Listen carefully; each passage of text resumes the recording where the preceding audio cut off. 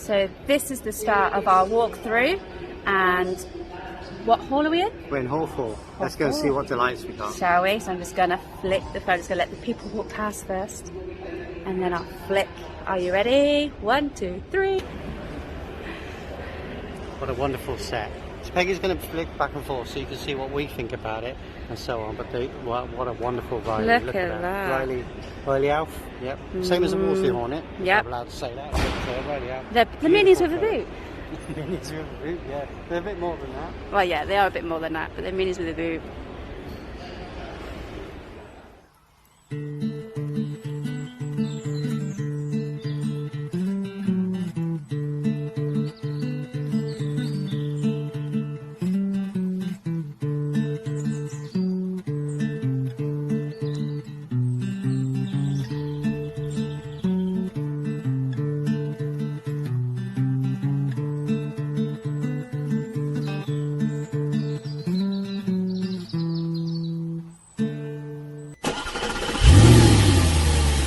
So we're coming up to British Leyland now, good old British Leyland, the Morris Ital, and everything else there, the Maxes, the Allegros, we've got Metros. Let's show you guys. First of all, Mini. Lovely. And there's Morris Ital register. How clean is that? That is superb, isn't it? So with they've gone from the 80s, they've gone the same as the Ambassador, the square headlights, that pronounced grille. It was sort of a very 80s look.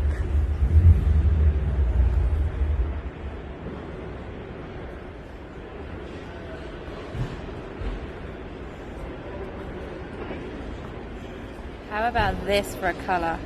Yeah, that's really fab. It's gorgeous, isn't it? I couldn't even tell you what colour that is. Put it in the comments below. Yeah, please do. Take this round this feature. That's a much better feature. Now we can be here. Sometimes I'm just going to stare at the camera because I don't know if she's pressed the record. I have. So, Maestros, fantastic. We've owned a Maestro. We had a have. 1.3. We found it a little bit underpowered. There are lots of versions. Then we also have the Maestro camper van. That had the 2-litre diesel Perkins engine. That was really good. You have to excuse the noise here because it's just before their opening, so everybody's getting set up. Yeah. Someone's dragging their chains, I think. So they had the 1.3, the 1.6, as Peggy said. There's a 2-litre, and there's the MG models. The MG model was the elite, the creme de la creme, and they're fetching really, really high value. Yeah, they are. Let's carry on walking. And a big shout out to Tanya Field for wonderful putting these Maestro Montego Club together, doing the work you do.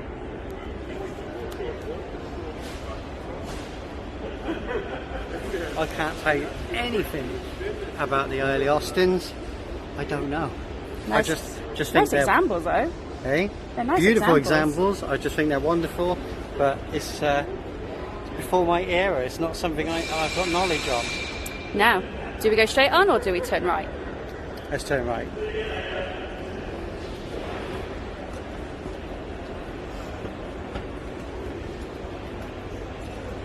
At least this way you also get to see what's behind us as well. Should we have a quick gander down at the Rover 200s? Yeah, come on. You're going to have to chop little bits out for this, so you might jump around a bit because obviously you'll be with us 2 hours otherwise.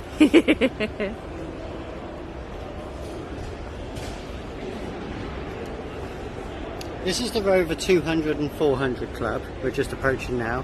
We've joined. Fantastic. Yay. Lovely bunch of people. Very friendly, very knowledgeable. Their knowledge, just general chat about what's going to cause us to have spare issues and how much passion they've got for their cars and so on.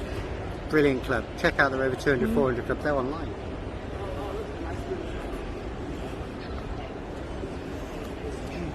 So you've got two great examples there. That's the 200, more of a wedge shape, similar to a Wilson that we own. Yeah. And then you got the later shape there, which was their facelift model, unfortunately before the demise of the Rover. So that was the last essence shape of the Rover that you could buy. And they also now have started making panels. Yeah, you can get panels and so on. Anything So you in can order repair to them. keep these classics alive and on the That's road.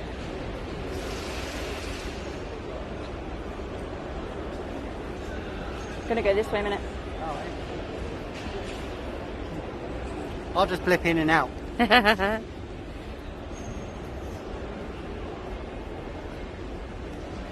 So we're approaching the Rover 800 stand. The Rover 800s was the creme de la creme. They were the executive man's car. If you were the big chief of the company, you would get a Rover 800. Obviously, it had its Ford opposition and so on, but the 800 is basically a 214, 216 on steroids. But a fantastic car, superb trim. I don't know how many examples left, but they're a dying breed. We've got to try and protect these cars. Can I just say, I'm going to show you a vehicle now, and it reminds me Jessica Rabbit. I suppose it does. What a fantastic colour it is as well. Look at that.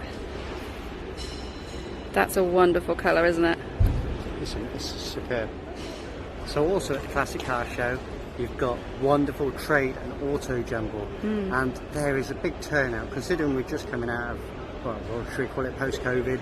There is a good turnout, and wow, you can spend hours going through the stuff here. The memorabilia is fantastic. It is, and I'm just going to quickly span around. Obviously this is just before the show opens, so a lot of them are still covered over, but it does give you, this is only one hall, so this would give you the representation of what there is.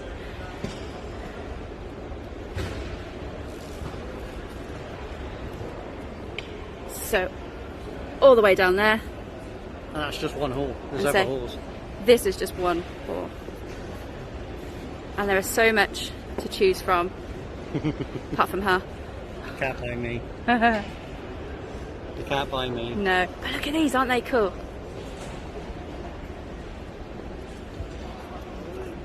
They're really cool. I was going to test your knowledge and ask if you know what they represent, what they are, but the banner gives it away, so I won't ask the question. Yeah, they kind of do, yeah. How cool is that colour? Very nice, very nice. The Rover 75. We had a Rover 75. My granddad had a Rover 75 for many, many years. That's an MG. No, that one's a Rover 75. That is this green one's an MG. Yeah. So the Rover 75 and the MG TF were basically, in essence, the same chassis. The MG TF being the sporty version of the Rover 75. The Rover 75 was your cruiser model. Look at this. Just look.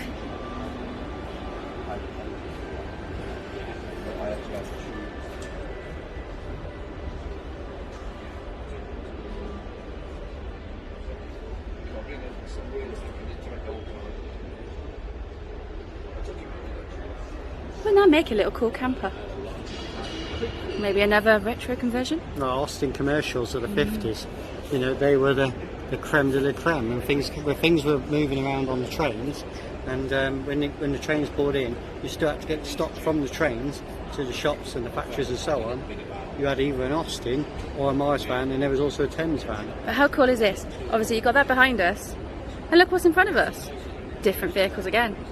This show is just so packed full of classic vehicles, modern and really old, vintage. Yeah, and up-to-date retros.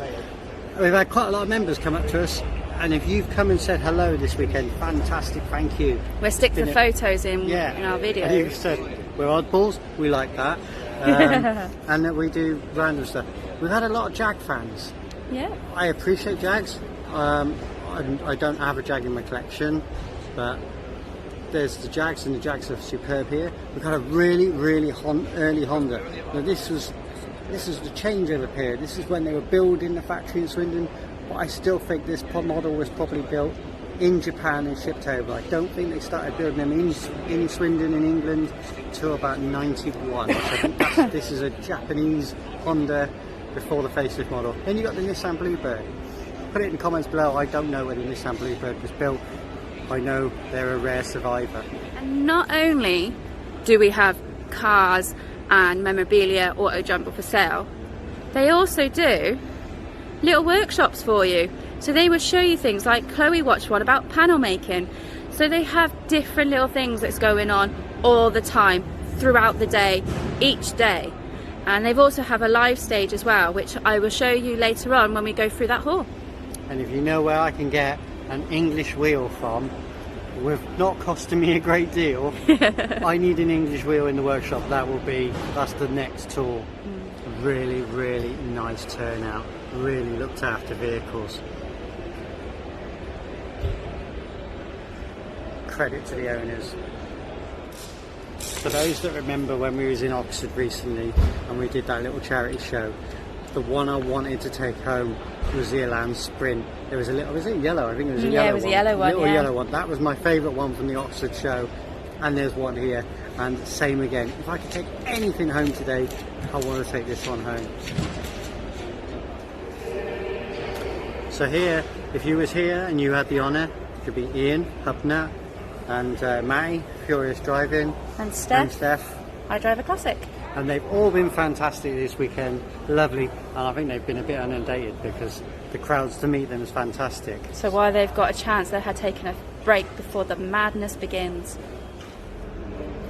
During and after World War II, they made some really oddball military vehicles, but they needed to churn them out quite cheap and they needed to be utilitarian. So that's what this is. This is a utilitarian vehicle.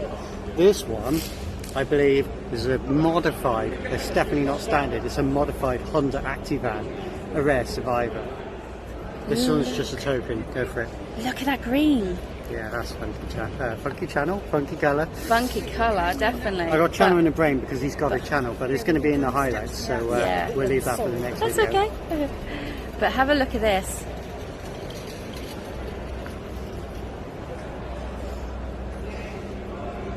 We're not doing that to Olive. We'll show you this one in the next one. Yeah. We'll look at that a bit more in detail. We will, but we're not doing that to our Olive. Now, not only do you have classic cars here, you also have classic bikes. And there's quite a few in this haul. So at the moment we're in haul 5.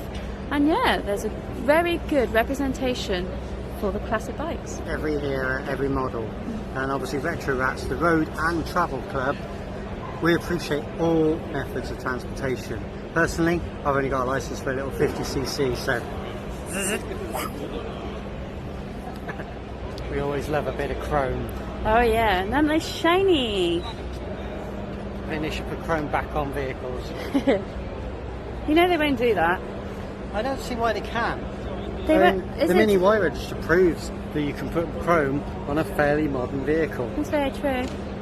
Now ahead of us is the live stage, and on there you have the likes of people like Mike Brewer, you have the people from Dream Builds, and also like the Drew Pritchard, because they all do with classic vehicles, plus obviously they do interviews with Classic Car Weekly, Practical Classics, people like that as well, so it's a really good mixture. And I just want to say fair play to Practical Classics. They've been doing some wonderful displays and talks here, and Classic Car Weekly did a chat on the stage, and we buy Classic Car Weekly every week, and just a great magazine, keep it up. Definitely. I really do love a Mark 1 Fiesta, and for those who don't know, my mum and dad got us a Mark 1 Fiesta for when I passed the test as a birthday present, I believe it was. Absolutely lovely. I only owned it for about 3 days. My dad borrowed it and it got written off. It wasn't me, but I lost my car. We have owned other Mark 1 Fiesta since. I'm a big fan. They're getting crazy in money now. I don't think I'll ever probably own one again. So people who's keeping them on the road, such a credit. Chloe, there's something different about this Airstream. Airstream design, small trailer, I think some kind of commercial wagon. Just going to take a peek. It is a camper or a caravan. I'm going to just go around here a moment. But the size of it is quite tiny. How cool is that? Small living. The show has just opened, so it's now open to the public, and if you can just make out in the distance in front of us The gates are open. Gates are open, people are starting to pour in. In the 70s, Honda made some what I will call micro cars, and they were just superb. They're obviously in the same field as the Fiat 500 and the Mini. There's very, very few survivors, but I just think that Honda did a wonderful job of it, and they're just superb. They're so cute. I want to put it in my pocket.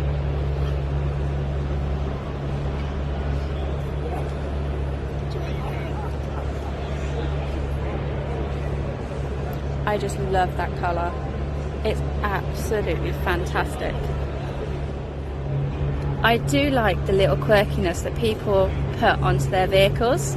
Yeah, and I'm fair play to Peggy for spotting this. Look at a little rat.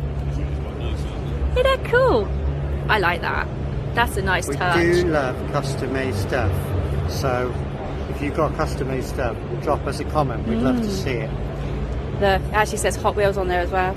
Well, that's what it's a nod to, isn't it? It is. It's a Hot Wheel car. So if you're on the Facebook and you're a Facebook user, Retro Rats, Road and Travel Club have a Facebook page, and that is just for you to share your stories, share your pictures and so on.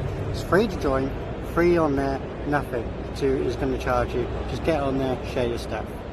I've always been a big fan of Lotuses, and fair play, we was at, I'm trying to think what the show is called, Top of the Town in Stroud show, a little country show, very lovely.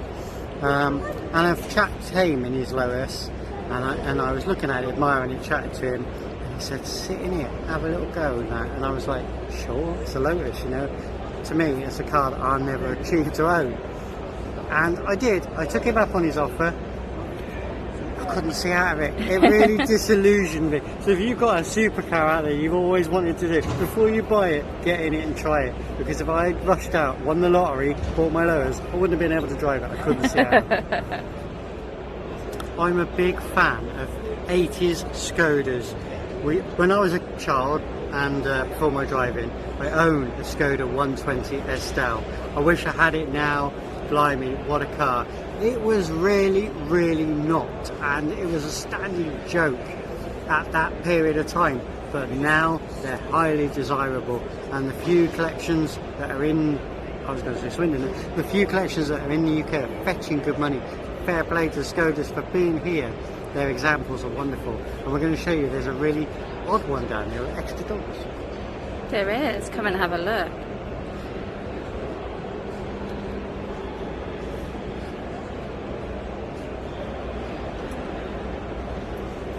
Are you ready? 1, 2, 3. I don't know what's going on with that. I can only assume it must have been sort of a hearse, something like that. But extended family car? An extended family car. I don't know the background to that. Really intriguing. It actually made it into a magazine, as you can see there. So it's a Skoda Savant. There we go, you learned something new.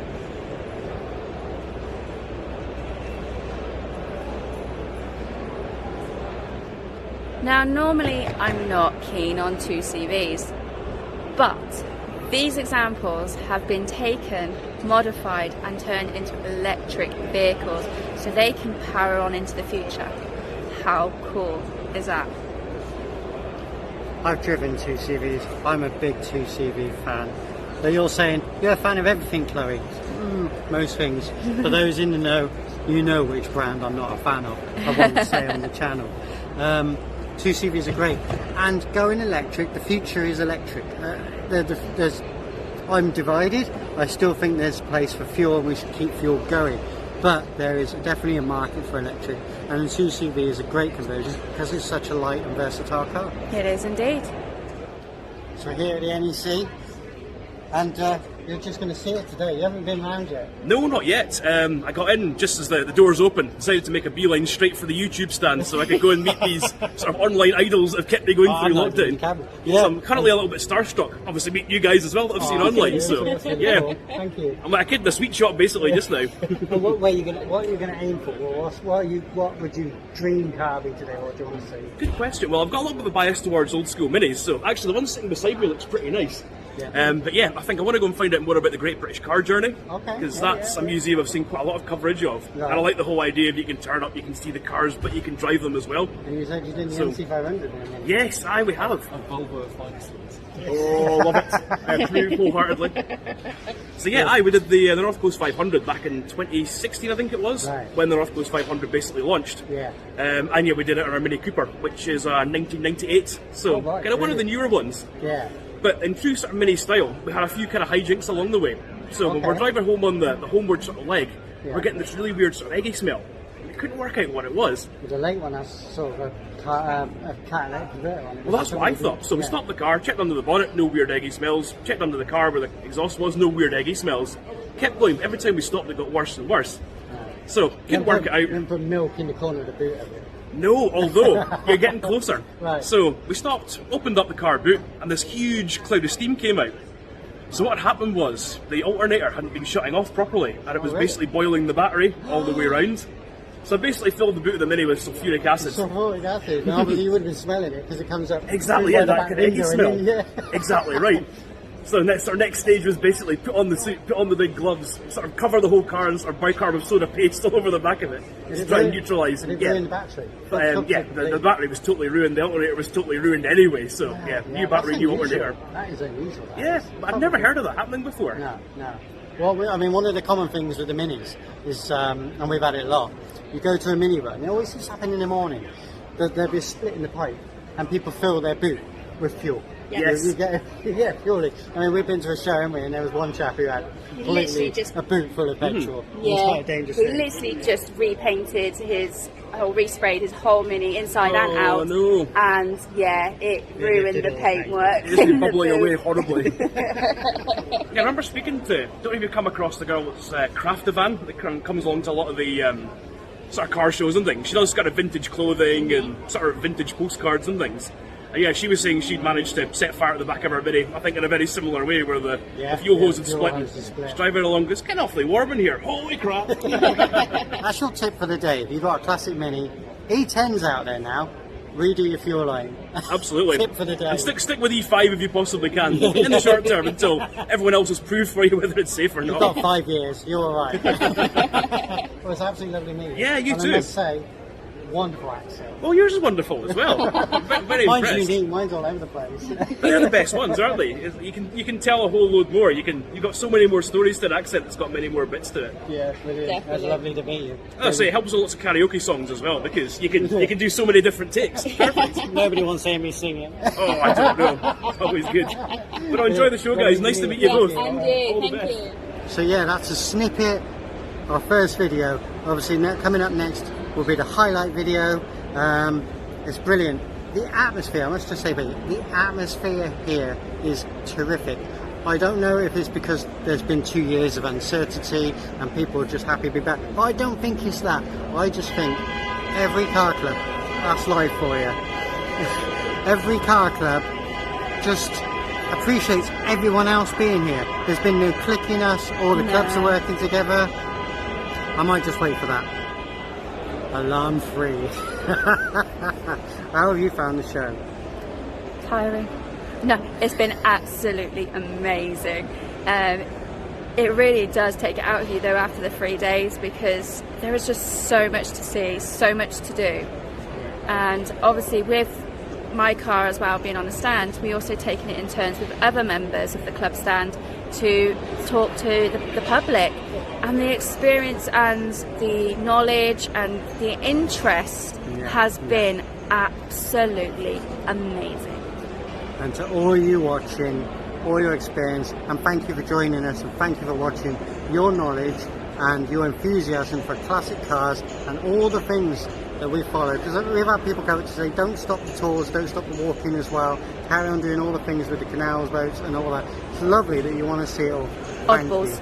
Oddballs. So you're always going to remember that now. Yeah. And thank you to all the people who's come up and said that. Yeah. I mean, just Alan then. He straight away he's looking at us going, Chloe, are aren't you? Chloe? That's really lovely because we don't do the YouTube channel for us. We do it for you. We do it for you. So if you do come up and say, are you Chloe, are you Peggy? That's really, really lovely of you. And 2022 is the year that we're going to be at as many shows as we can. And obviously Peggy's going to do a walk, and we're going to squeeze this and exploring every single weekend. We're just going to be out there trying to do as much for you guys. Definitely. So thanks for joining us on this video 1. Yes, of 3. Of 3, not 4. Thank you very much. Thank you. See you on the next one. See you guys, and stay safe. Stay retro, people.